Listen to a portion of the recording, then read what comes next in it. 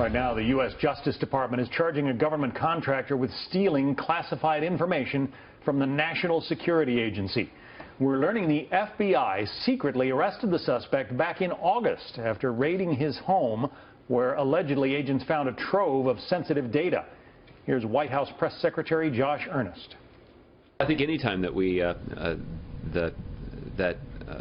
information like this is released in the context of a criminal complaint,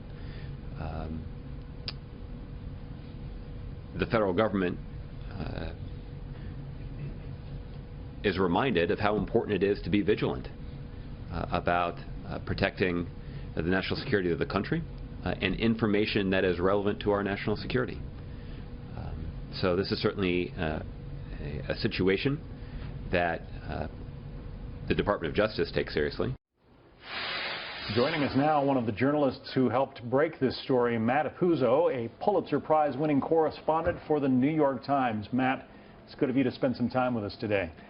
Great to be here. He was arrested in August. Why are we just finding out about it now? What was the government's motivation in keeping it secret?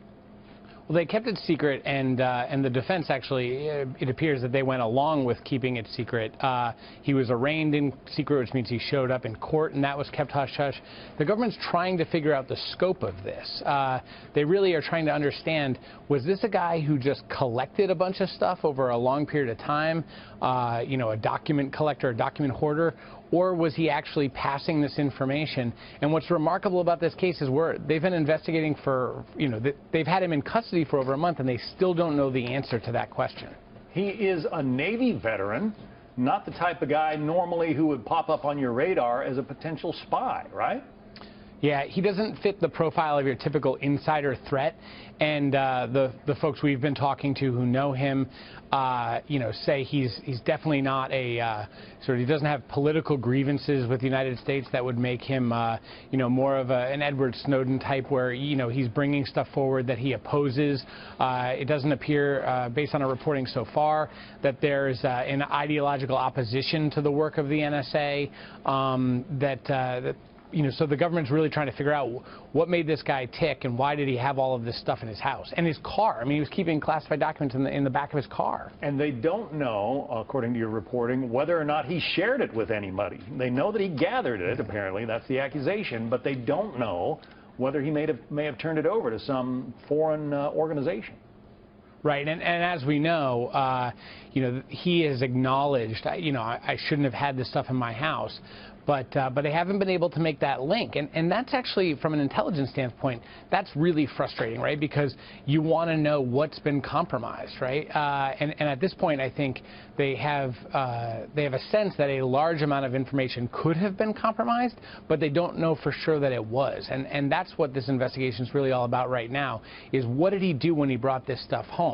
Did he get hacked? I mean, he was keeping stuff in his own house. Did he get hacked, and did he unwittingly end up being a source for this stuff? Or is it a total coincidence and they've just uncovered a document hoarder? Harold T. Martin III, Glen Burnie, Maryland. That's his name and his address of record. He does share one similarity with Edward Snowden. They both worked with Booz Allen Hamilton, worked for that government contractor. Yeah, and, you know, obviously a lot of pressure on Booz Allen right now. They've said they're cooperating with this.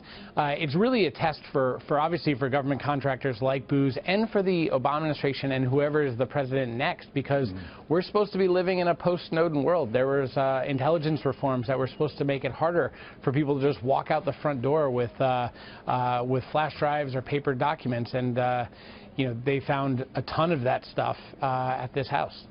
Matt Apuzzo, one of the reporters for the New York Times who broke that story. Matt, we appreciate the information. Thank you.